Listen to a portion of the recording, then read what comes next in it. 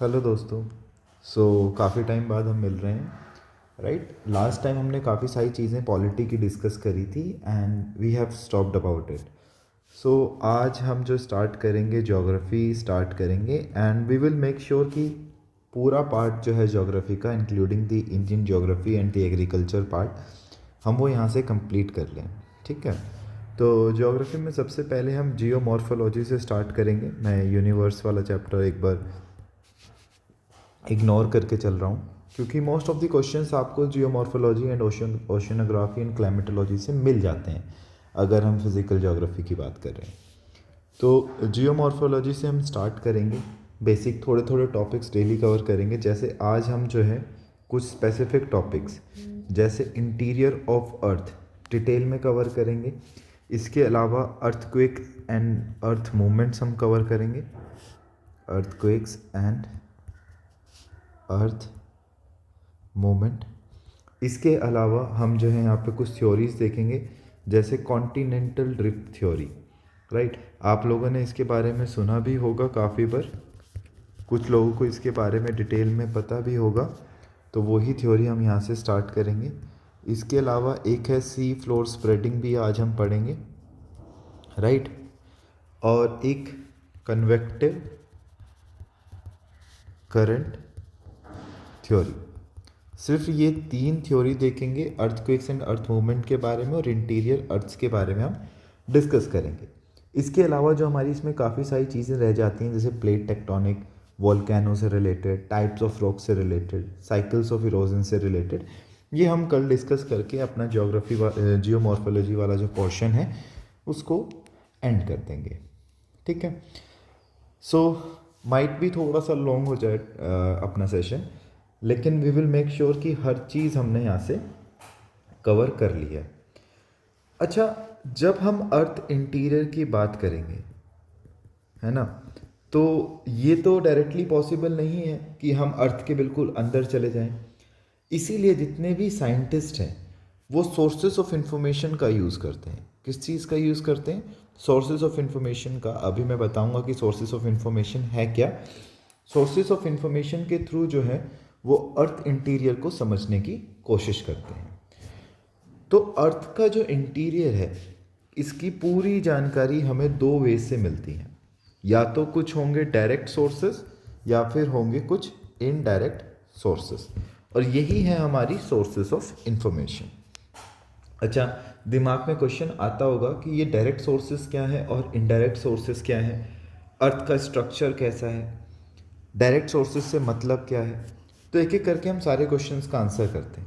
जैसे सबसे पहले अगर मैं डायरेक्ट सोर्सेज की बात करूं, तो ये वो सोर्सेज हैं जिनसे हमें डायरेक्टली इंफॉर्मेशन मिल जाती है। जैसे mining and drilling. Mining and drilling, mining खदान, और ड्रिलिंग के थ्रू क्या करते हैं हम, जो क्रस्ट का अपर वाला पार्ट होता है, अभी क्रस्ट मेंटल एंड कोर भी डिस्कस करेंगे, अर्थ के इंटीरियर का पार्ट, बट फिलहाल के लिए आप इतना समझ लो, जो क्रस्ट के ऊपर वाला पार्ट होता है, माइनिंग एंड ड्रिलिंग के थ्रू हम वहाँ तक पहुँच पाते हैं। तो क्रस्ट के अपर पार्ट तक हम माइनिंग एंड ड्रिलिंग के थ्रू पहुँच पाते हैं। आज तक की जो सबसे गहरी ड्रिलिंग हुई है वो कहाँ पर हुई है, ये एक एडिशनल फैक्ट है, Kola super deep Kola super deep borehole. आज तक की जो सबसे गहरी माइनिंग हुई है वो यहाँ पर हुई है। ये है कहाँ पर, ये रशिया के अंदर है, और इसकी अप्रोक्सीमेटली जो माइनिंग थी, it was around I guess 12 kilometre. ठीक है। मेंटल या कोर तक डायरेक्टली पहुँचना ये पॉसिबल नहीं है। ठीक है। तो जितने भी डायरेक्ट सोर्सेस हम पढ़ेंगे, जैसे वॉल्केनिज्म भी हम पढ़ेंगे, तो जितने भी डायरेक्ट सोर्सेस हैं, they are just limited to the shallow depths. They are just limited to shallow depth. तो याद रखना, अर्थ के इंटीरियर की जानकारी हमें 2 तरीकों से मिल सकती है। साइंटिस्ट जो हैं इन्हीं सोर्सेस ऑफ इंफॉर्मेशन का यूज़ करके हमें इंफॉर्मेशन प्रोवाइड करते हैं। The first one is the direct source and the another one is the indirect source. जब हम डायरेक्ट सोर्स की बात करते हैं तो मैं यहाँ आपके साथ 3 चीज़ें डिस्कस करूँगा, mining and drilling, volcanism and surface rocks. तो जब मैं माइनिंग एंड ड्रिलिंग की बात करता हूँ, इससे हम क्रस्ट के अपर पार्ट तक पहुंच पाते हैं। एंड अब तक की जो सबसे गहरी ड्रिलिंग हुई है वो ये थी कोला सुपर डीप बोरहोल। कहाँ पर है? रशिया में है। It was around 12 kilometre. सिर्फ ये वाला फैक्ट बताने का मतलब ये है कि कभी क्या पता प्रीलिम्स में ड्रिलिंग के बारे में अगर कुछ पूछ लिया, इनडायरेक्टली क्वेश्चन आ गया, तो हम वहाँ पे आंसर कर पाए। डायरेक्ट सोर्सेज की एक लिमिट है कि they are just limited to shallow depth only, तो ये चीज़ याद रखना, क्योंकि देखो क्रस्ट के सिर्फ अपर पार्ट तक पहुंच पाए, मेंटल या कोर तक पहुंचना थोड़ा सा मुश्किल हो जाता है। सेकंड मैंने आपको बताया डायरेक्ट सोर्स में वोल्केनिज्म। ये वोल्केनिज्म क्या फंडा है भाई, ये भी समझ लेते हैं। वोल्केनो के थ्रू क्या होता है? मैग्मा बाहर आता है। वोल्केनो के थ्रू क्या होता है? मैग्मा बाहर आता है। इससे हमें मेंटल के कॉम्पोजिशन का आइडिया हो जाता है। ये जो मैग्मा है इससे हमें क्या, किस चीज़ का आइडिया होता है कि जो हमारी मेंटल है उसका कॉम्पोजिशन कैसा होगा, इस चीज़ का हमें यहाँ से आइडिया मिल जाता है। लावा का जो कॉम्पोजिशन होता है वो बेसिकली मेंटल से मिलता जुलता होता है, लेकिन लावा पूरे मेंटल का एग्जैक्ट सैंपल नहीं होता, मिलता जुलता कॉम्पोजिशन होता है। तो हमें एक ब्रीफ आइडिया मिल जाता है कि एग्जैक्टली ये होता कैसा होगा। राइट, इतना समझ में आया कि वोल्केनिज्म वाला कैसे एज अ डायरेक्ट सोर्स काम करता है, क्योंकि जो मैग्मा या फिर लावा आता है इससे हमें जो हमारा मेंटल है उसके कॉम्पोजिशन का एक ब्रीफ आइडिया हो जाता है कि मोटा मोटा कैसे होता होगा। राइट, जब अभी हम वोल्केनो पढ़ेंगे तो वहाँ पे डिटेल में पढ़ेंगे ये सारी चीज़ें, मैग्मा, है ना। एक पार्ट मैंने आपको बताया था सरफेस रॉक्स का। अब ये सरफेस रॉक्स क्या होती हैं? जैसे अभी हम जब रॉक्स कल पढ़ेंगे तो रॉक्स के अंदर हम टाइप्स ऑफ रॉक्स पढ़ेंगे, जैसे इग्नियस रॉक्स हो गई, सेडिमेंट्री रॉक्स हो गई और मेटामॉर्फिक रॉक्स हो गई। तो क्रस्ट की जो केमिकल नेचर है, जो क्रस्ट का स्पेसिफिकल केमिकल नेचर है, उसको समझने में काफ़ी मदद मिलती है due to these surface rocks. तो अब तक आई होप मैं आप लोगों को एक चीज़ तो क्लियर कर पाया कि what are the direct sources जिसके थ्रू हम इंटीरियर ऑफ अर्थ का पता लगा सकते हैं। अच्छा, फिर चलो ये अगर डायरेक्ट सोर्सेस हैं तो ये इनडायरेक्ट सोर्सेस क्या होते हैं, दिमाग में क्वेश्चन जरूर आएगा।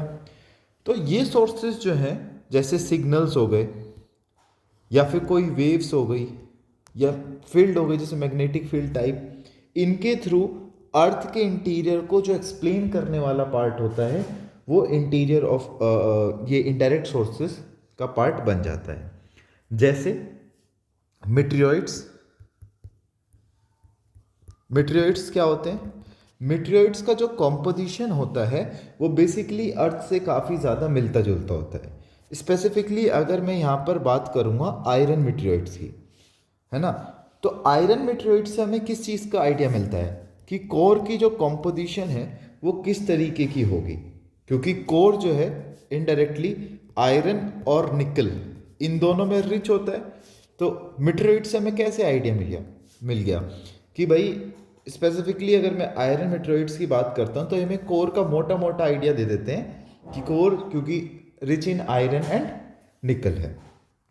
अच्छा चलो, मीटेरोइड्स के बारे में मान लिया कि भाई मीटेरोइड्स से हमें इनडायरेक्टली पता चल जाता है। एक होती है ग्रेविटेशनल फील्ड। अर्थ की एक अपनी ग्रेविटेशनल फील्ड है, सब लोगों ने इसके बारे में तो सुना ही होगा, बचपन से पढ़ते आ रहे हैं कि अर्थ की अपनी ग्रेविटेशनल फील्ड है। तो ग्रेविटी की अगर मैं बात करता हूँ ये हर जगह सेम नहीं होती है ना। डेंसिटी वेरिएशन से पता चलता है कि कहीं ज़्यादा डेंस है और कहीं कम डेंस मटेरियल प्रेजेंट है। तो इससे हमें ग्रेविटेशनल फील्ड से जो अर्थ का मास डिस्ट्रीब्यूशन है, जब मैं specifically mass distribution of earth की बात करूँगा वो चीज़ हमें पता चलती है।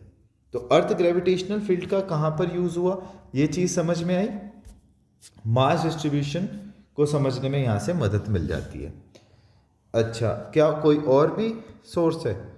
ग्रेविटेशनल फील्ड के साथ अर्थ की एक मैग्नेटिक फील्ड भी तो है ना। तो अर्थ मैग्नेटिक फील्ड, अब मैग्नेटिक फील्ड से हमें क्या पता लगता है? मैग्नेटिक फील्ड का सोर्स होता है लिक्विड आउटर कोर, राइट। इससे हमें पता चलता है कि कोर जो है वो कैसा है, वो मेटेलिक है, और जो आउटर कोर की स्पेसिफिकली अगर मैं बात करूँगा तो वो मोल्टन है, मतलब कि वो लिक्विड स्टेट में है।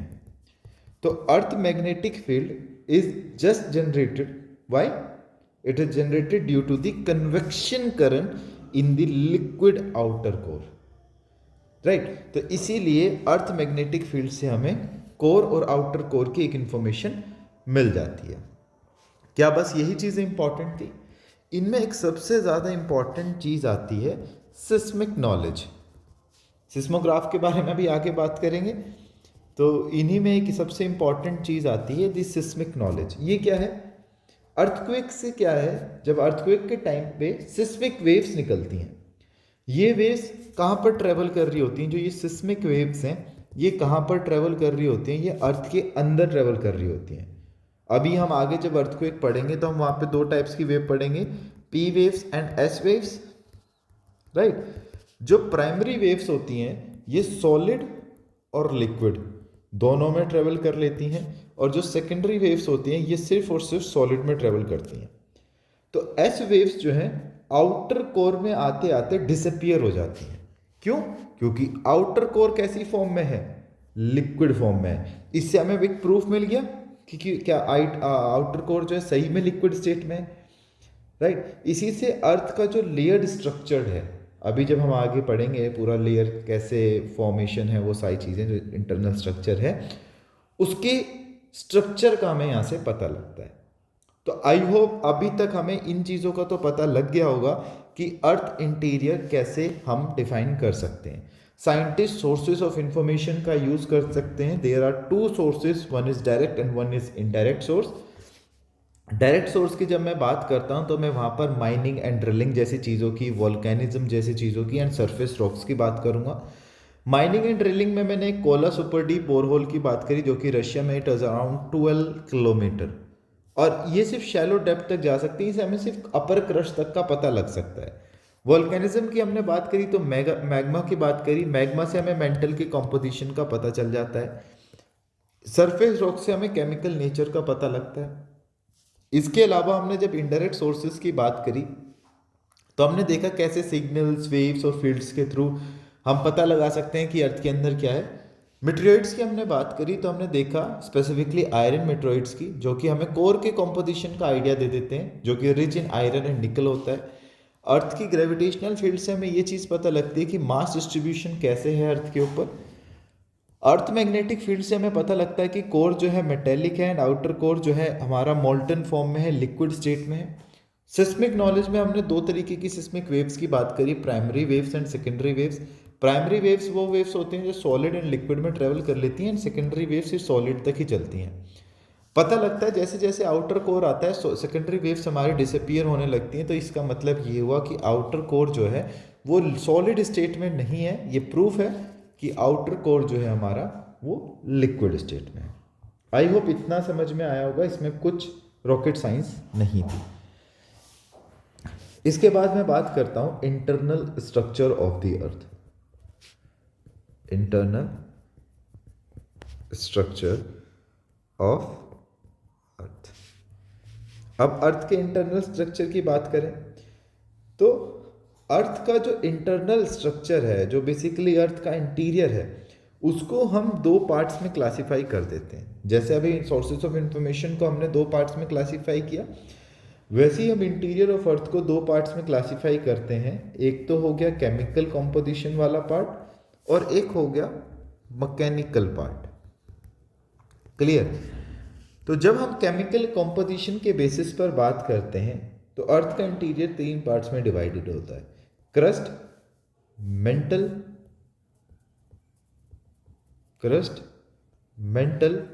And core.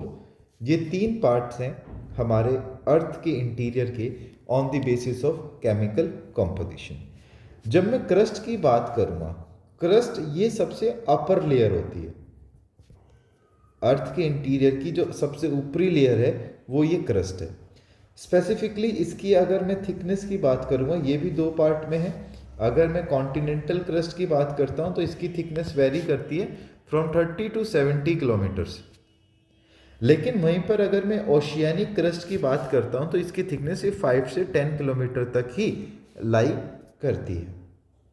और जो क्रस्ट है ये हमें कौन से फॉर्म में देखना है, इसकी कॉम्पोजिशन क्या देखने को मिलेगी, it is sial, silica plus aluminium. ठीक है, तो सिलिका प्लस एल्यूमिना, तो ये सियाल इसकी कॉम्पोजिशन है, अपर लेयर है, थिकनेस मैंने आपको इसकी बता दी, राइट। अब मैं बात कर लेता हूँ मेंटल की थोड़ी सी। मेंटल, ये जो क्रस्ट के नीचे वाला पार्ट है, अगर ये क्रस्ट जो इसके नीचे वाला पार्ट है ये क्या होता है, मेंटल। इसकी थिकनेस वेरी करती है अप टू अप्रोक्सीमेटली 2900 किलोमीटर। और जैसे इसका कॉम्पोजिशन सियाल है, इसका कॉम्पोजिशन है साइमा। इसका कॉम्पोजिशन क्या है, साइमा, सिलिका प्लस मैग्नीशियम। और यही ये जो मेंटल है, मैग्मा की जो ओरिजिनेशन होती है वो यहाँ से होता है। तो मैग्मा ओरिजिनेट्स फ्रॉम मेंटल, ये चीज़ याद रखना। इसके अलावा लास्ट पार्ट है हमारा कोर, जो कि सबसे अंदर वाला पार्ट होता है। और ये मैंने आपको ऑलरेडी बताया, निकल और आयरन में रिच होता है। तो इसकी कॉम्पोजिशन क्या होगी, नाइफ। ठीक है, और कोर वो एरिया होता है जहाँ पर टेम्परेचर और प्रेशर ये दोनों ही चीज़ें सबसे ज़्यादा होती हैं। ठीक है, अगर मैं फिर बात करूं मैकेनिकल के बेसिस पर, मैकेनिकल प्रॉपर्टीज़ के बेसिस पर, तो मटेरियल का जो बिहेवियर होगा, सॉलिड, प्लास्टिक, लिक्विड, ये सारी चीज़ें देखी जाती हैं। जैसे इसके अंदर हम देख पढ़ेंगे लिथोस्फीयर के बारे में, एस्थेनोस्फीयर के बारे में, है ना, और मीसोस्फीयर के बारे में, और एक चीज़ और हम इसमें पढ़ते हैं बायोस्फीयर के बारे में। ये 4 चीज़ें हम इसके अंदर पढ़ेंगे जब हम मैकेनिकल प्रॉपर्टीज़ की बात करेंगे। ठीक है, स्टार्ट करता हूँ लिथोस्फीयर से, ज़्यादा नहीं, सिर्फ थोड़ा थोड़ा सा बेसिक इनका देख के आगे मूव ऑन करेंगे। जब मैं स्पेसिफिकली लिथोस्फीयर की बात करता हूँ तो ये जो क्रस्ट है हमारी और जो अपर मोस्ट मेंटल है,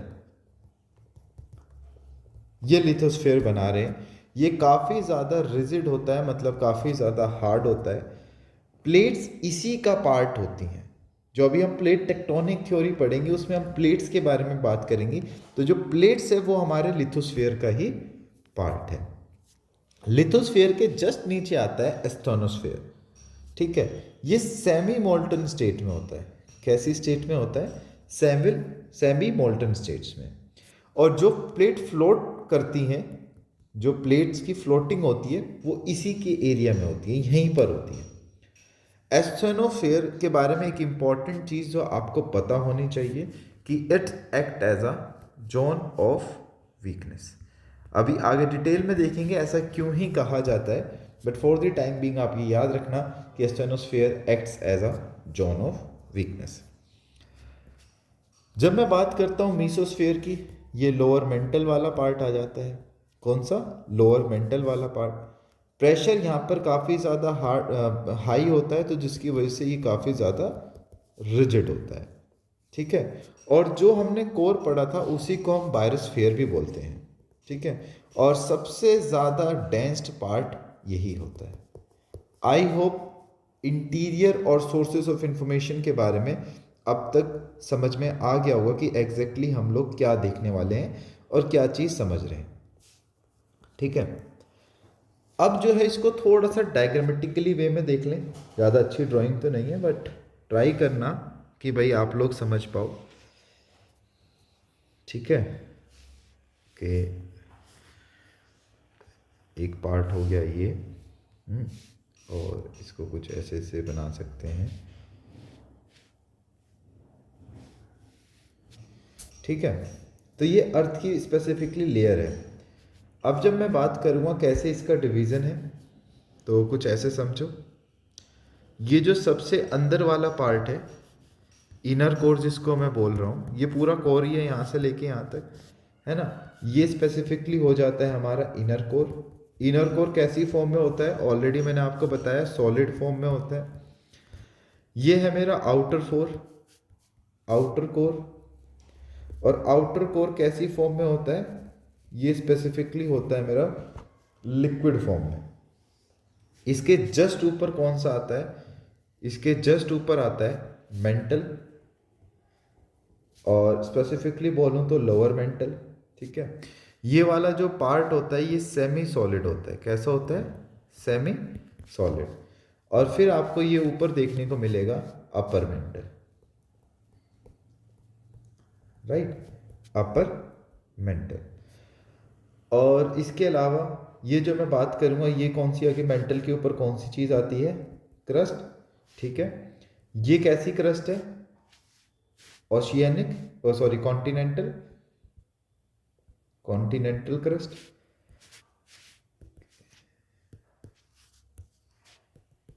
और ये कौन सी क्रस्ट है, स्पेसिफिकली अगर मैं इसकी बात करूंगा तो ये है मेरी ओशियानिक क्रस्ट। यही दो पार्ट्स बताए थे मैंने क्रस्ट के, oceanic and continental. Continental crust कैसी होती है, it is usually thicker. Oceanic crust कैसी होती है, थिनर होती है। अगर मैं ओशियानिक क्रस्ट की बात करूंगा तो साइमा, अगर मैं कॉन्टिनेंटल क्रस्ट की बात करूंगा तो सियाल। ठीक है, डेंसिटी ओशियानिक क्रस्ट की रहती है लगभग 3.5 ग्राम पर सेंटीमीटर क्यूब। और वहीं पर अगर मैं कॉन्टिनेंटल क्रस्ट की बात करूंगा, इसकी डेंसिटी रहती है 2.7 ग्राम प्लस पर सेंटीमीटर क्यूब। ठीक है, अभी तक अगर आपने इतना समझ लिया, ये डायग्राम जितना मैंने बनाया, अब मैं आपको थोड़ा सा इसके बारे में डिटेल में समझा देता हूँ। ठीक है, क्रस्ट मैंने ऑलरेडी बताया आपको, मोस्टली कैसी स्टेट में आपको देखने को मिलेगा, सॉलिड फॉर्म में। दो तरीके की क्रस्ट जो है मैं ऑलरेडी एक्सप्लेन कर चुका हूँ, what is continental and what is oceanic. Which one is thicker, continental. Thinner कौन सी होगी, ओशियानिक। कॉन्टिनेंटल का कॉम्पोजिशन अगर मैं देखूंगा तो सियाल होगा, और ओशियानिक का अगर कॉम्पोजिशन में देखूंगा तो साइमा होगा। ठीक है, मेंटल की अगर मैं स्पेसिफिकली अब बात कर लेता हूँ मेंटल वाले पोर्शन की, तो दो में डिवाइडेड है, upper mantle and the lower mental. Upper mantle की बात करूंगा तो अपर मेंटल जो है ये क्रस्ट के जस्ट नीचे वाला पार्ट, ये जो क्रस्ट है इसके जस्ट नीचे वाला पार्ट कौन सा होता है, अपर मेंटल होता है। कैसी स्टेट में होता है ये, सेमी सॉलिड स्टेट में होता है, कुछ समथिंग कह सकते हो कि इसका जो नेचर है वो प्लास्टिक नेचर होता है। और इसी का एक पार्ट, अपर मेंटल का ही एक पार्ट एस्थेनोस्फेयर होता है। जो हमने मैकेनिकल प्रॉपर्टीज पढ़ी थी उसके अंदर हमें एस्थेनोस्फेयर की बात करी थी, तो अपर मेंटल का ही एक पार्ट एस्थेनोस्फेयर होता है। और जो प्लेट टेक्टोनिक्स है वो इस अपर मेंटल वाले रीजन में ही पॉसिबल है। अब मैं अगर लोअर मेंटल की बात करता हूं, अगर अब मैं जो है लोअर मेंटल की बात करता हूं, तो जैसे जैसे डेप्थ बढ़ रही है वैसे वैसे प्रेशर, सुना ऐसे समझो, जैसे जैसे डेप्थ बढ़ रही है वैसे वैसे जो प्रेशर है वो भी बढ़ रहा होगा, राइट। और इस रीजन में जो फ्लो होता है वो काफ़ी ज़्यादा स्लो हो जाता है। ठीक है, इसके अलावा लास्ट पार्ट हमारा कोर का है। दो तरीके की कोर है, outer core and inner core. Inner core हमारी कैसी स्टेट में होती है, सॉलिड स्टेट में, mostly iron plus solid state में होती है बेसिकली, और बहुत ज़्यादा प्रेशर की वजह से मोल्टन होने के बाद भी ये सॉलिड होती है। आउटर कोर की अगर मैं बात करूँगा, ये लिक्विड स्टेट में होती है। कॉम्पोजिशन मैंने इनकी कोर की आपको बताई थी, आयरन प्लस निकल। ठीक है, और जो अर्थ की मैग्नेटिक फील्ड है, अर्थ की जो मैग्नेटिक फील्ड है वो यहीं पर जनरेट होती है। अर्थ की मैग्नेटिक फील्ड कहाँ पर जनरेट होती है, कोर में। ठीक है, अब ऑलरेडी मैं क्रस्ट के टाइप्स बता ही चुका हूँ आपको, continental and oceanic. Continental oceanic की अगर मैं बात करूँगा कैसी होती है, ये थिन होती है। कॉम्पोजिशन की अगर बात करूँगा तो Saima, silica plus magnesium. Density याद रखना, इट इज़ अराउंड 3.5 ग्राम पर सेंटीमीटर क्यूब। ज़्यादा डेंस होती है, ये चीज़ याद रखना, ज़्यादा डेंस होती है, तो इसकी वजह से ही ये सबडक्ट होती है। ठीक है, इसीलिए ओशियानिक प्लेट जो है कॉन्टिनेंटल के नीचे जाती है, क्योंकि ये ज़्यादा डेंस होती है। इसकी डेंसिटी कितनी है? 3.5 ग्राम। और कॉन्टिनेंटल की डेंसिटी कितनी है? 2.7 ग्राम पर सेंटीमीटर क्यूब। रॉक टाइप आपको यहाँ पर कैसा देखने को मिल जाएगा वो मैं शायद आपको बताना भूल गया, डेट इज बेसाल्टिक। ठीक है, और कॉन्टिनेंटल में कैसा देखने को मिल जाएगा फिर? ग्रेनिटिक, है ना। और कम डेंस होती है, इसलिए ऊपर फ्लोट करती है।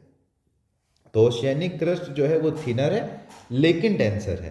कॉन्टिनेंटल क्रस्ट जो है वो कॉन्टिनेंटल क्रस्ट जो है वो थिकर है बट थोड़ी सी लाइटर है।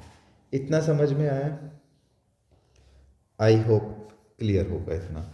अब इसी डायग्राम के अंदर कुछ चीज़ें हैं जो मैं आपको बताना चाहता हूँ। एक मिनट। तो एक वर्ड हम पढ़ेंगे डिसकॉन्टिन्यूटी। अभी आगे भी थ्योरीज में आएगा, काफ़ी बार यूज़ करोगे इस वर्ड को। तो डिसकॉन्टिन्यूटी क्या है?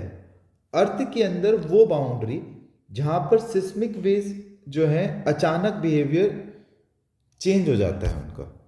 डिसकंटिन्यूटी क्या होती है? अर्थ के अंदर वो बाउंड्री,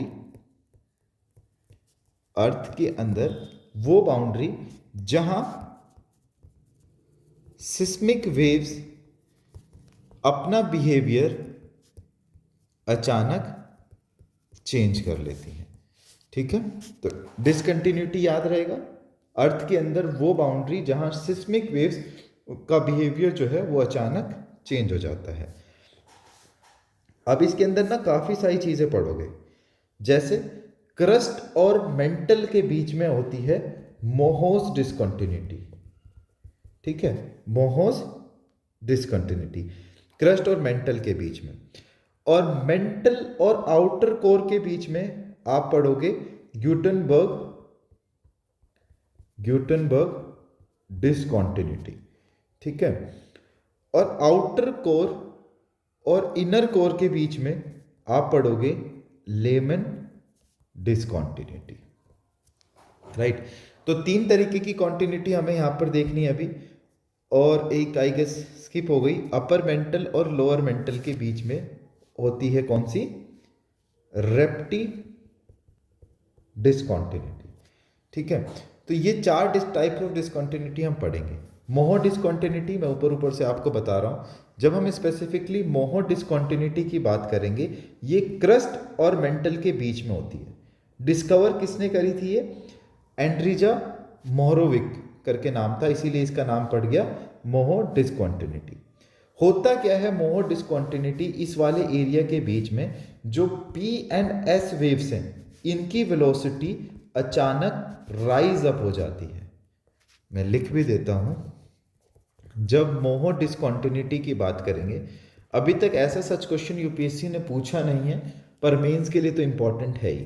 राइट, तो मोहो डिसकंटिन्यूटी अगर हम बात करेंगे किस किस के बीच में होती है? क्रस्ट एंड मेंटल के बीच में होती है। डिस्कवर्ड किसने करी थी? तो एंड्रेजा मोहरोविक ने डिस्कवर की थी। और इस एरिया में क्या होता है? पी और एस वेव्स की जो वेलोसिटी होती है, पी और एस वेव्स की जो वेलोसिटी होती है वो अचानक राइज अप कर जाती है। ठीक है, मेंटल ज्यादा डेंस है एज कंपेयर टू क्रस्ट। ठीक है, मेंटल कैसा है? More dense as compare to crust. समझ में आया? तो ये तो एक हो गई। इसके अलावा मैंने आपको ग्यूटनबर्ग डिसकंटिन्यूटी बताई। ग्यूटनबर्ग डिसकंटिन्यूटी किस किस के बीच में होती है? डिसकंटिन्यूटी क्या थी? सोचो, डिसकंटिन्यूटी क्या थी? अर्थ के अंदर वो बाउंड्री जहां पर सिस्मिक वेव का बिहेवियर चेंज हो जाता है। मैं चार तरीके की डिसकंटिन्यूटी पढ़ने वाला हूं: Moho discontinuity, Gutenberg discontinuity, Lehmann discontinuity and Repetti discontinuity.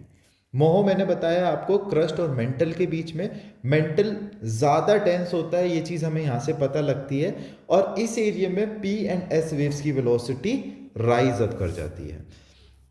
Gutenberg discontinuity की अगर मैं बात करूंगा, it is between mental and outer core. Depth काफ़ी नीचे जाके होती है, इट इज़ अराउंड 2900 किलोमीटर, ये अप्रोक्सीमेशन है। और ये वो पार्ट होता है जहाँ पर एस वेव्स डिसअपियर कर जाती हैं, ठीक है, एस वेव्स डिसअपियर कर जाती हैं और जो हमारी पी वेव्स हैं वो स्लो डाउन हो जाती हैं। और इससे हमें क्या पता लगता है कि जो हमारा आउटर कोर है वो कैसी स्टेट में है, लिक्विड स्टेट में है, ठीक है।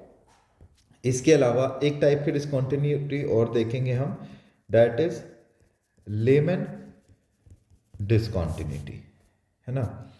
तो लेमन डिस्कॉन्टिन्यूटी किस किस के बीच में होती है, it is between outer core and inner core. किस किस चीज के बीच में, आउटर कोर और इनर कोर के बीच में।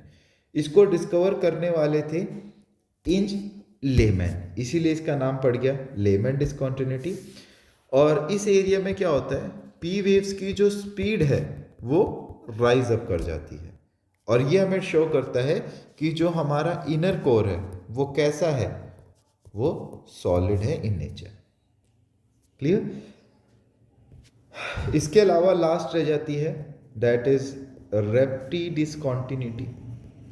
रेप्टी डिस्कॉन्टिन्यूटी की बात करूंगा तो ये अपर मेंटल और लोअर मेंटल के बीच का पार्ट है।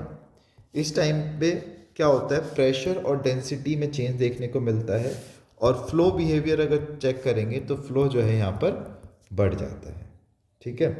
तो अगर क्वेश्चन कल को आता है कि explain the internal structure of earth with the help of diagram, तो इंटरनल स्ट्रक्चर में आप ये वाला पूरा डायग्राम बनाओगे, ये जैसे जैसे चीज़ें मैंने आपको बताई हैं ये सारी चीज़ें आप अब खुद लिखोगे और ये कॉन्टिन्यूटीज आप वहाँ पर एक्सप्लेन कर सकते हो, मोहो, ग्यूटनमंग एंड लेवन। रेप्टी को अगर आप एक बार इग्नोर भी करना चाहो तो कर सकते हो, लेकिन ये तीनों जरूर मेंशन होनी चाहिए, ठीक है। कीवर्ड्स उसमें बहुत इंपॉर्टेंट हो जाते हैं यूज़ करने, जैसे सिस्मिक वेव्स का यूज़ करोगे, आप डिस्कॉन्टिन्यूटी को एक्सप्लेन करोगे, डेंसिटी वेरिएशन को एक्सप्लेन करोगे, मैकेनिकल कॉम्पोजिशन को, मैकेनिकल बिहेवियर ज़्यादा अच्छा वर्ड रहेगा, मैकेनिकल बिहेवियर को आप एक्सप्लेन करोगे, केमिकल कॉम्पोजिशन को आप एक्सप्लेन करोगे वहाँ पर, ठीक है। तो अभी हमने काफ़ी सारी चीज़ें देखी, डिस्कॉन्टिन्यूटी के बारे में हमने पढ़ लिया, डिसकॉन्टिन्यूटीज़ के बारे में हमने पढ़ लिया। डिसकॉन्टिन्यूटीज़ क्या होती हैं, अर्थ के अंडर वो बाउंड्री जहाँ पर हमें सिस्मिक वेव्स में जो सिस्मिक वेव का बिहेवियर है उसके अंदर चेंज देखने को मिलता है। इन शॉर्ट अगर मैं बोलूँ तो अर्थ के अंदर वो बाउंड्री जहाँ पर डेंसिटी, कंपोजिशन, सिस्मिक वेव की वेलोसिटी अचानक चेंज हो जाती है और इन्हें हम सिस्मिक एविडेंस के स्पेसिफिकली उन्हीं के बेसिस पर पहचानते हैं। तो मैंने आपको काफ़ी सारी डिस्कॉन्टिन्यूटी बताई, जैसे मोहो, ग्यूटेनबर्ग, लेमन। एक डिस्कॉन्टिन्यूटी मैंने शायद वहाँ पे मिस कर दी थी एंड रेप्टी के बाद एक और याद रख लो, डैट इज़ कॉनरेड डिस्कॉन्टिन्यूटी। इतनी इंपॉर्टेंट नहीं है लेकिन पता होनी चाहिए क्या होती है। कॉनरेड डिस्कॉन्टिन्यूटी क्या होती है, it is between the upper crust and lower crust. Upper crust और लोअर क्रस्ट के बीच में कॉनरेड डिस्कॉन्टिन्यूटी है और ये जो डिस्कॉन्टिन्यूटी सिर्फ और सिर्फ कॉन्टिनेंटल क्रस्ट में पाई जाती है। किसमें, सिर्फ और सिर्फ कॉन्टिनेंटल क्रस्ट में। ओशियनिक क्रस्ट की अगर मैं बात करूँगा तो वहाँ पर ये जो है एब्सेंट होती है, कॉम्पोजिशन चेंज होती है। अपर क्रस्ट जो होता है वो ग्रेनिटिक हो जाता है और लोअर क्रस्ट की टेंडेंसी कैसी होती है, बसाल्टिक, ठीक है। और जो कॉनरेड डिस्कॉन्टिन्यूटी है इसको मैंने इसलिए नहीं बताया था क्योंकि ये यूनिवर्सल नहीं है, हर जगह देखने को नहीं मिलती, इसीलिए मैंने इसको थोड़ा सा स्किप किया था। बट आई थॉट कि आप लोगों को पता होना चाहिए तो मैंने फिर भी एक बार मेंशन कर दिया कि कॉनरेड क्या होता है। मोहो डिस्कॉन्टिन्यूटी हमने ऑलरेडी पढ़ा, दैट इज़ क्रस्ट और मेंटल के बीच में। यहाँ पे जो सिस्मिक वेलोसिटी है वो सडनली इंक्रीज होती है, जो हमें बताता है कि मेंटल क्रस्ट से ज़्यादा डेंस है, ठीक है। और जो मोहो थे उन्होंने बाउंड्री मार्क करी थी between the lighter crystal rocks and the denser mantle material. Repetti discontinuity के बारे में हमने पढ़ा। रेप्टी डिस्कॉन्टिन्यूटी की जब हमने बात करी तो we have discuss it is between upper mantle and lower mantle. तो मेंटल के अंदर इंटरनल बाउंड्री, प्रेशर, रिजिडिटी में चेंज फ्लो में चेंज, कन्वेक्शन का जो बिहेवियर है वो यहाँ पर चेंज हो जाता है। तो मेंटल की जो डायनामिक्स है वो हमें समझने में मदद मिलती है रेफ्टी से। ग्यूटनबर्ग डिसकंटिन्यूटी की हमने बात करी, depth it is around 2900 kilometre approximately. S waves यहाँ पर बिल्कुल डिसअपीयर हो जाती हैं और जो हमारी पी वेव्स हैं वो यहाँ पर स्लो डाउन कर जाती हैं। समझ में आता है कि जो हमारा आउटर कोर है वो लिक्विड है स्टेट में। लेमन डिसकंटिन्यूटी की बात करी between outer core and inner core. Inge Lehmann ने इसको डिस्कवर किया था और यहाँ पर पी वेव्स की जो वेलोसिटी है वो फिर से राइज अप कर जाती है। कंक्लूजन हमें समझ में आता है कि जो हमारी इनर कोर है वो सॉलिड है नेचर में, क्योंकि यहाँ पर जो प्रेशर है वो काफ़ी ज़्यादा इंक्रीज कर जाता है। राइट, तो आई होप इतना समझ में आया होगा। अच्छा, एक चीज़ मिस रही, मैं एक काम करता हूँ, इस डायग्राम को फिर से बना देता हूँ, क्योंकि अभी हम जो मैकेनिकल क्लासिफिकेशन को भी एक बार देख ही लेते हैं। ठीक है, इतना मुश्किल डायग्राम नहीं है, राइट। और ये पानी का फ्लो दिखा दो यहाँ पर, क्योंकि ये ओशियनिक क्रस्ट है। और अब नेमिंग स्टार्ट करते हैं। ये कोर है, ठीक है, ये मेंटल वाला रीजन है और ये क्रस्ट वाला रीजन है ना। और इसमें भी upper mantle lower mental divided है, डिवीज़न है, तो आप ऐसे कर सकते हो ये, और ऐसे आप इसका डिवीज़न कर सकते हो। फिर नेमिंग भी आप कर दोगे कि ये तो हो गई हमारी इनर कोर, ये हो गई हमारी आउटर कोर, है ना। ये अपर मेंटल वाला रीजन आ गया, ये नीचे लोअर मेंटल वाला रीजन आ गया, ये हमारी ओशियनिक क्रस्ट है, ये हमारी कॉन्टिनेंटल क्रस्ट है, राइट। ऐसे करके आप बताओगे। अब हमें ये तो पता होना चाहिए कि लिथोस्फीयर कौन सा है, तो आप बता सकते हो जो ये वाला रीजन है ये कौन सा है, लिथोस्फीयर है। ये वाला जो स्पेसिफिक रीजन है ये कौन सा है, एस्थेनोस्फीयर। इसके नीचे वाला जो रीजन है वो है मेसोस्फीयर, और जो कोर वाला स्पेसिफिकली पार्ट है उसको हम ब्रायोस्फीयर भी बोलते हैं। ठीक है, ये क्लासिफिकेशन आपको पता होना चाहिए। अब मैं थोड़ा सा डिटेल में बता देता हूँ इन चीज़ों को, आप चाहो तो इसको नोट डाउन कर लेना कि जब मैं लिथोस्फीयर की बात करता हूँ, it basically consist of the crust and the upper most mental, सबसे ऊपर वाली मेंटल। लिथोस्फीयर कैसा होता है, रिजिड और ब्रिटल नेचर का होता है, और प्लेट्स जो हैं वो लिथोस्फीयर का ही पार्ट होती हैं। और लिथोस्फीयर ही वो रीजन है जहाँ पर अर्थक्वेक्स और वोल्केनोस एक्टिव रहते हैं। ठीक है, और जो लिथोस्फीयर है यही टेक्टोनिक्स प्लेट्स में टूट जाता है। ठीक है, lithosphere is broken into tectonics plates. Asthenosphere की अगर मैं बात करूँगा, ये काफ़ी ज़्यादा इंपॉर्टेंट हो जाता है, स्टार मार्क कर लेना। लिथोस्फीयर के जस्ट नीचे अपर मेंटल का जो पार्ट होता है वो होता है ये सेमी मोल्टन स्टेट में होता है। कैसी स्टेट में होता है, सेमी मोल्टन स्टेट में होता है। जोन ऑफ वीकनेस मैंने आपको बताया था, लो स्ट्रेंथ जोन होता है ये। और जो प्लेट्स का मूवमेंट होता है, ये जो प्लेट्स हैं इनका जो मूवमेंट होता है वो इसी एरिया में होता है। ठीक है, और क्योंकि जोन है वीकनेस का, स्ट्रेंथ कम होती है, जिसकी वजह से प्लेट मूवमेंट यहाँ पर पॉसिबल है।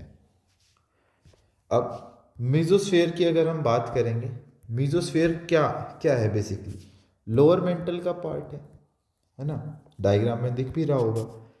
ज़्यादा प्रेशर होने की वजह से यहाँ की जो रिजिडिटी है वो भी ज़्यादा होती है, सॉलिड बिहेवियर शो करता है, एंड जिसकी वजह से जो यहाँ पर कन्वेक्शन है, फ्लो है, वो कम हो जाता है। And the last but not the least that is barysphere. Barysphere की अगर मैं स्पेसिफिकली बात करूँगा, ये सबसे ज़्यादा डेंस पार्ट होता है। निकल और आयरन हमें यहाँ पर देखने को मिल जाता है। आउटर कोर जो है हमारा कौन से स्टेट में होता है, लिक्विड स्टेट में होता है, और इनर कोर हमारा कैसी स्टेट में होता है, सॉलिड में। और यही रिस्पॉन्सिबल है अर्थ की मैग्नेटिक फील्ड के लिए। It is responsible for earth's magnetic field. I hope इतना क्लियर होगा।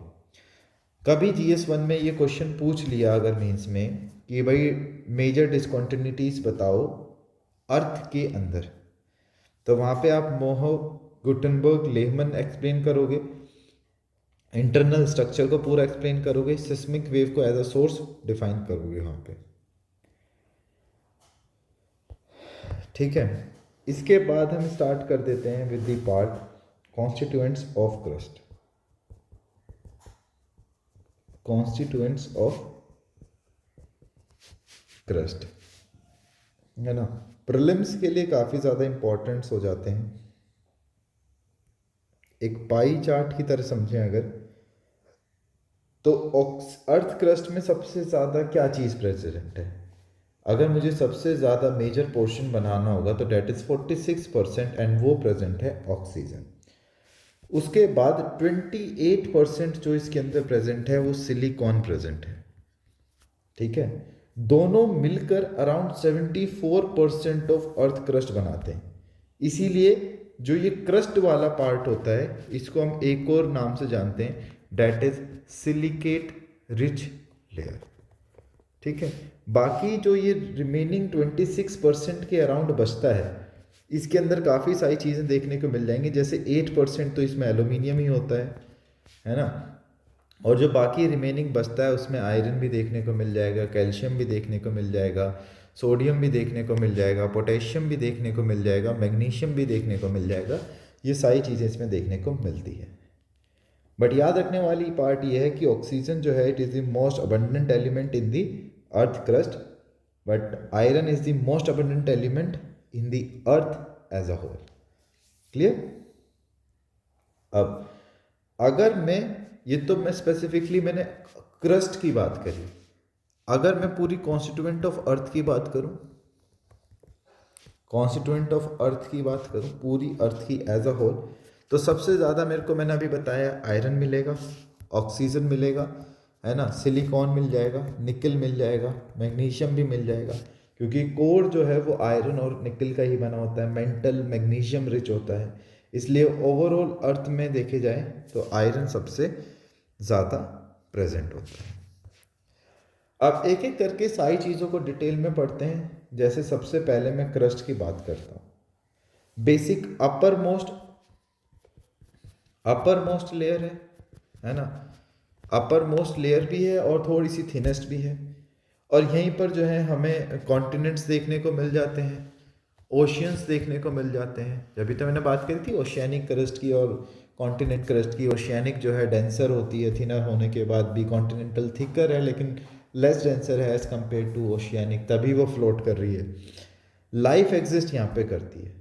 रॉक्स के जितने भी मेजर टाइप, अभी जब हम कल रॉक्स को पढ़ेंगे तो रॉक्स के जितने भी मेजर टाइप हैं वो हमें कहाँ पर देखने को मिलते हैं? क्रस्ट में। क्रस्ट की अगर मैं डिवीजन देखूं, ऑलरेडी बता चुका हूं, दो पार्ट में डिवाइडेड है, that is continental and the another one is oceanic. Upper crust की स्पेसिफिकली अगर मैं बात करता हूं तो वहां पर मेरे को क्या देखने को मिल जाता है? नहीं, एक काम करो, इसको कॉन्टिनेंटल ओशियानिक की फॉर्म से ज़्यादा ऐसे पढ़ो कि एक तो होती है अपर क्रस्ट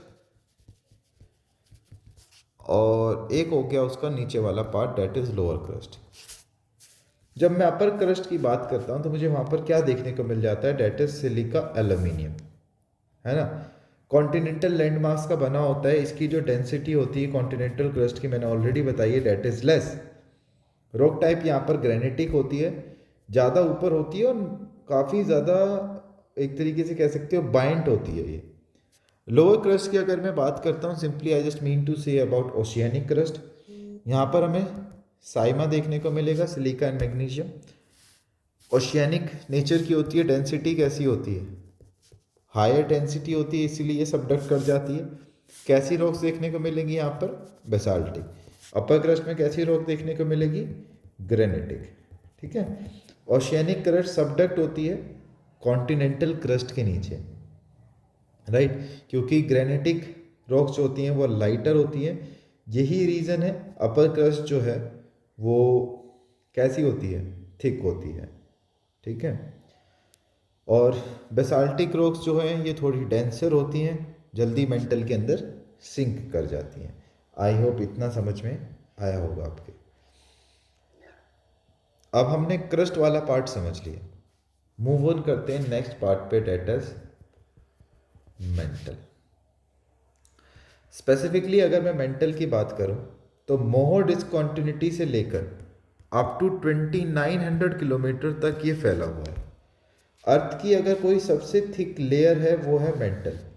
एवरेज डेंसिटी की अगर मैं यहाँ पर बात करूँ, इसकी कितनी थी 2.7, इसकी कितनी थी 3 पॉइंट समथिंग, 3.4 समथिंग। और अगर मैं यहाँ पर इसकी थिकनेस की बात करूँ, इसकी एवरेज डेंसिटी की बात करूँ, इट इज़ 4.9 ग्राम पर सेंटीमीटर क्यूब, क्रस्ट से काफ़ी ज़्यादा। सो जो मेंटल है ये एक ऐसा ट्रांजिशन जोन एक्ट करता है between the transition zone between core and crust, right. तो मेंटल को जो रेप्टी डिस्कॉन्टिन्यूटी है वो इसको दो पार्ट्स में डिवाइड कर देती है। रेप्टी डिस्कॉन्टिन्यूटी क्या आती है, upper mantle and lower mantle, तो वो इसको दो पार्ट्स में डिवाइड करती है। One is the upper mantle and one is the lower mantle, Repetti discontinuity के बेसिस पे।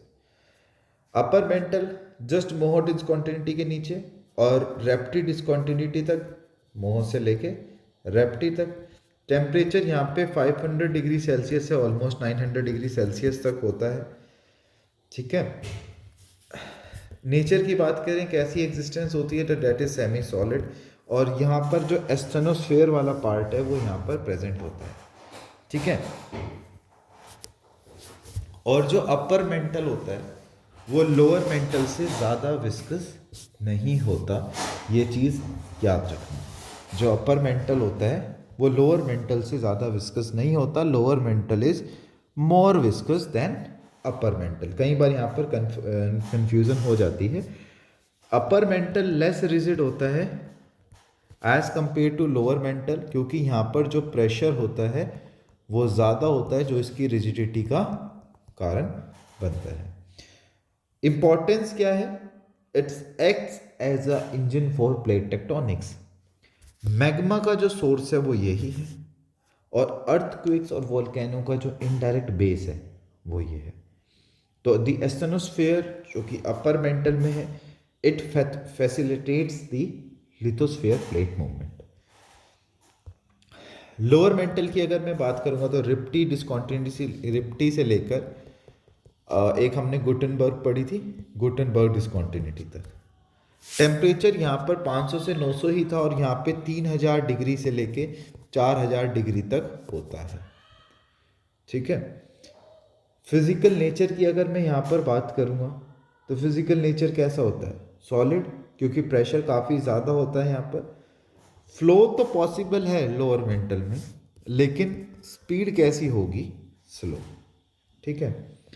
तो मेंटल से रिलेटेड क्या क्वेश्चन बन सकते हैं, मेंटल सॉलिड है लिक्विड, तो आप बताओगे कि दोनों नहीं है, मोस्टली सॉलिड है, लेकिन कैसा बिहेवियर शो करता है, प्लास्टिक बिहेवियर। मेंटल इंपॉर्टेंट क्यों है, तो क्या बताओगे कि प्लेट्स जो है वो यहीं पर मूव करती हैं, मैग्मा का सोर्स ये है, हीट ट्रांसफर यहाँ पर होता है, ये सारी चीज़ें आप बता सकते हो।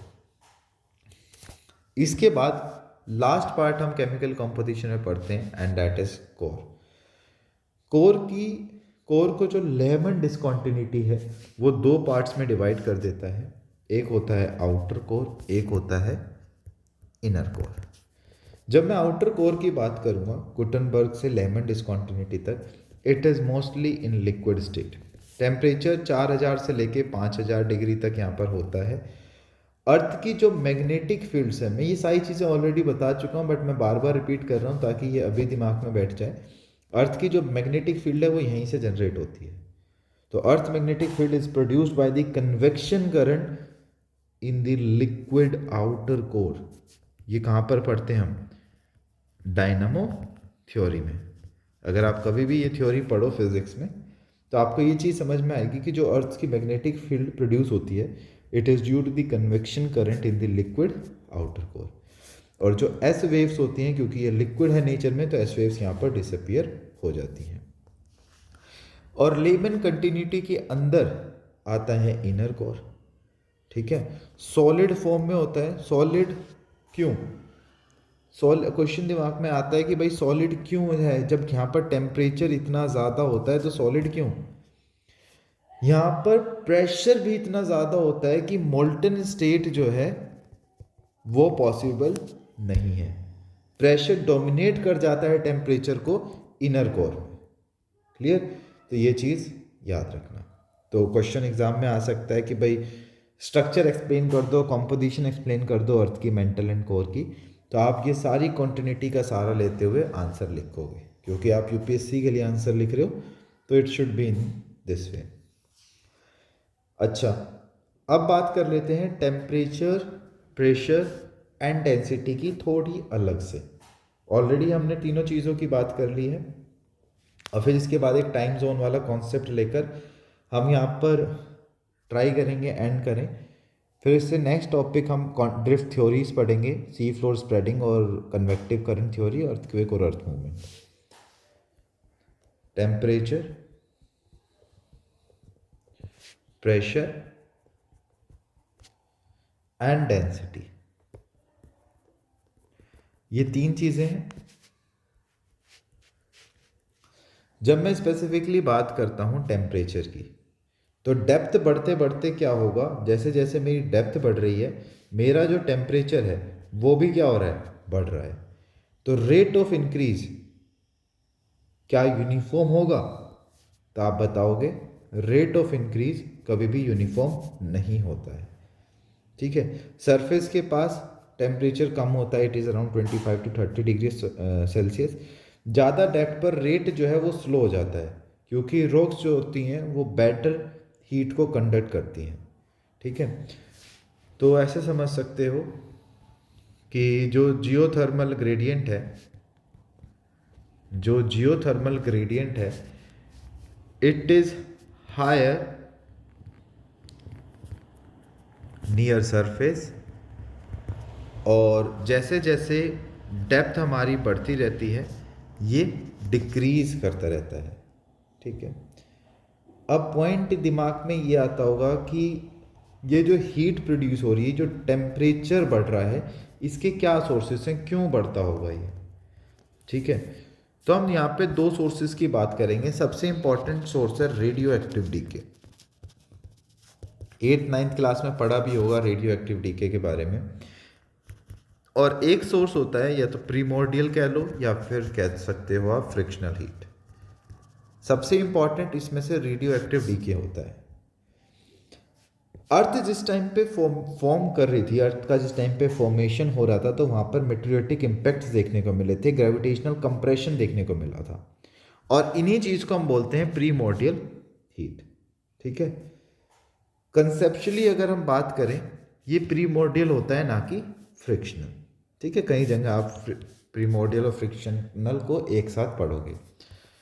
रेडियो एक्टिव डीके क्या होता है, एलिमेंट्स जैसे यूरेनियम हो गया, है ना, थोरियम हो गया, पोटेशियम हो गया, राइट, इनका डीके हीट को प्रोड्यूस करता है। तो रेडियो एक्टिव डीके जो है सबसे सिग्निफिकेंट सोर्स कंसीडर किया जाता है अर्थ के इंटरनल हीट का, एज प्रेजेंट अगर मैं बात करूँ। अच्छा, ये टेम्परेचर इंक्रीज जो है हम बात कर रहे हैं, टेम्परेचर का इंक्रीज होना, ये हमारे लिए इम्पॉर्टेंट क्यों हो जाता है भाई। वॉल्केनिज्म जो हो रहा है वो इसी की वजह से तो हो रहा है, मैग्मा की जो फॉर्मेशन होती है वो इसी की वजह से हो रही है, मेंटल के अंदर जो कन्वेक्शनल करंट्स चल रहे हैं वो इसी की वजह से चल रहे हैं, प्लेट टेक्टोनिक्स की अगर मैं बात करूँगा तो वो इसकी वजह से देखने को मिलता है।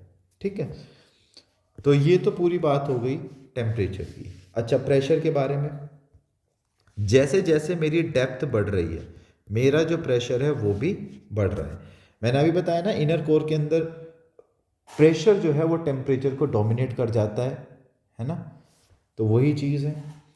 तो डेप्थ बढ़ने के साथ साथ प्रेशर बढ़ता रहता है। ऊपर की लेयर का वेट, एक तो ऊपर की लेयर का वेट है, ऊपर से ग्रेविटेशनल फोर्स है, इसी की वजह से प्रेशर जो है इंक्रीज हो रहा है।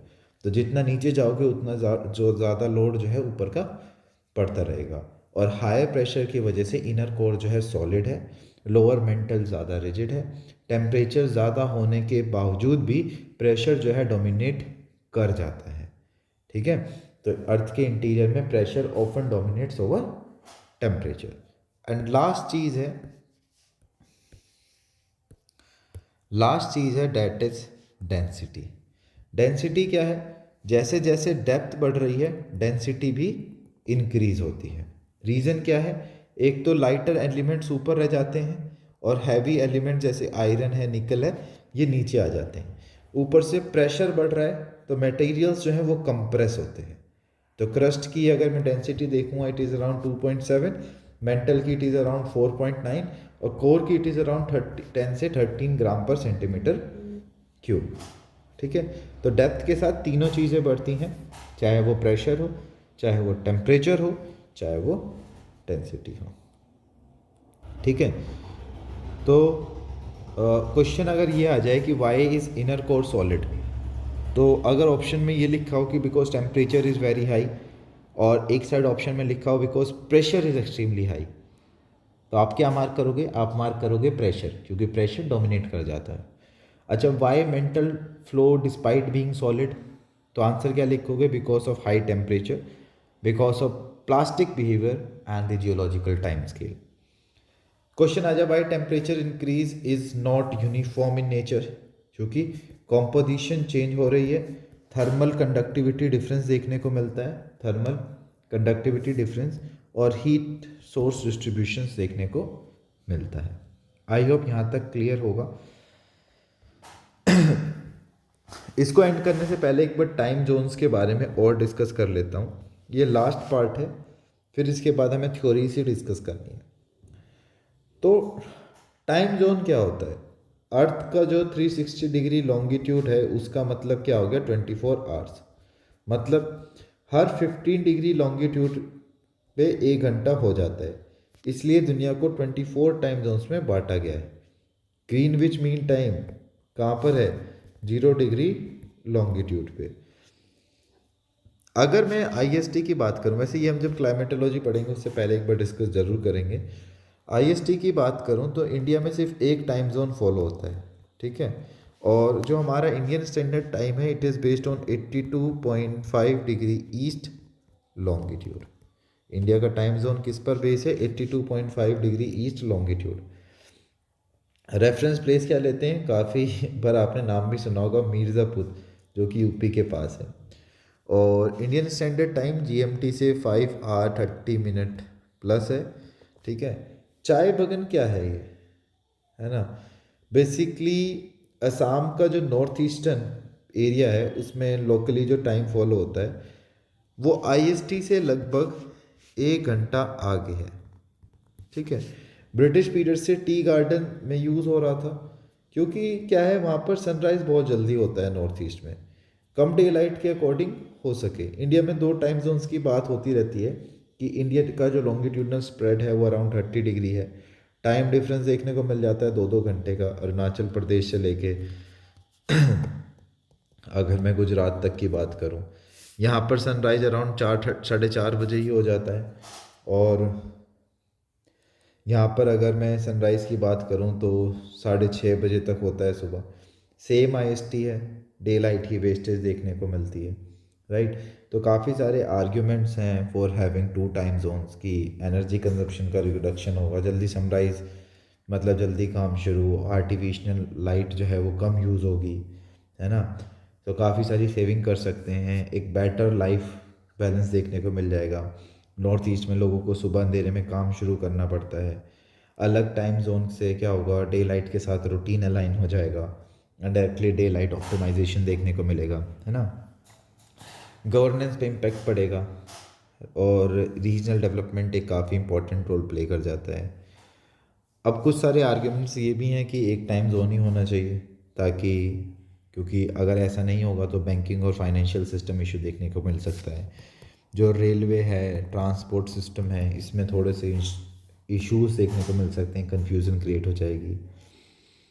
एडमिनिस्ट्रेटिव कॉम्प्लेक्सिटीज़ देखने को मिल सकती हैं, जैसे नेशन वाइड एग्ज़ाम्स जो हो रहे हैं, राइट।